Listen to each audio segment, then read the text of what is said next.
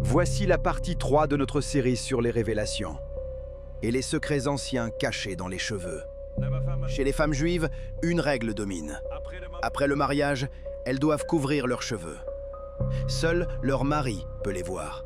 Certaines choisissent un foulard, d'autres une perruque. Vous êtes donc toutes juives? Oui. Oui. Et vous avez toutes des perruques? Oui. Ranira, explique-moi pourquoi vous avez des perruques. Les cheveux, c'est comme une attraction pour les hommes. Et quand on se marie, on doit couvrir les cheveux pour que les autres hommes ne voient pas les cheveux. Vos cheveux naturels. Naturels. Oui. La Bible le rappelle, la chevelure est donnée à la femme en guise de voile. Première épître aux Corinthiens, chapitre 11, verset 15. La Torah interdit même « Vous ne couperez point en rond les coins de votre chevelure ». Lévitique 19, 27. Mais pour les femmes noires, le rapport aux cheveux est bien plus complexe. Certaines les cachent par honte, les défrisent ou les couvrent de perruques.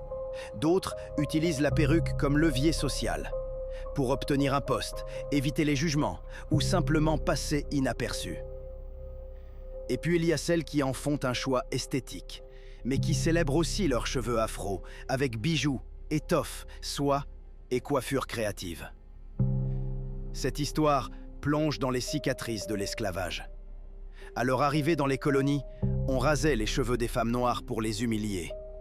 Mais quand ils repoussaient, leur beauté fascinait, au point que même les femmes de colons commencèrent à les imiter. C'est ainsi qu'est née la mode des cheveux crépus artificiels, jusqu'à Versailles, où le roi Soleil et ses courtisans portaient perruques. Aujourd'hui encore, les juges britanniques arborent ces perruques blanches, héritage direct de cette fascination. Mais l'attirance des colons ne s'éteignait pas. Alors, pour briser ce magnétisme, des lois furent votées. En Louisiane, en 1789, le gouverneur espagnol imposa les Tignol Laws.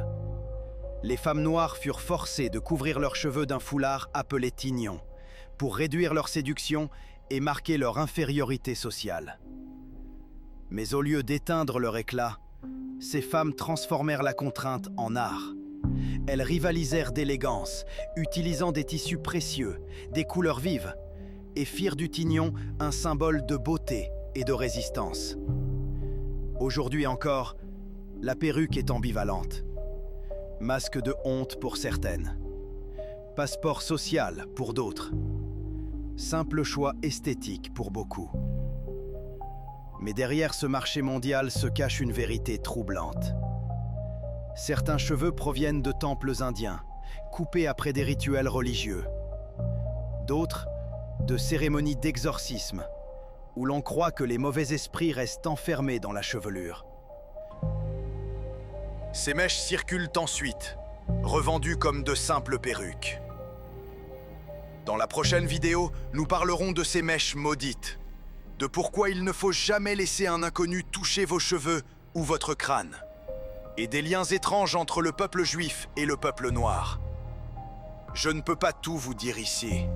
Abonnez-vous à Moonjack et écrivez partie 4 en commentaire. On se retrouve demain pour une nouvelle vidéo. Et souvenez-vous, la vérité est souvent plus sombre que vous ne le croyez.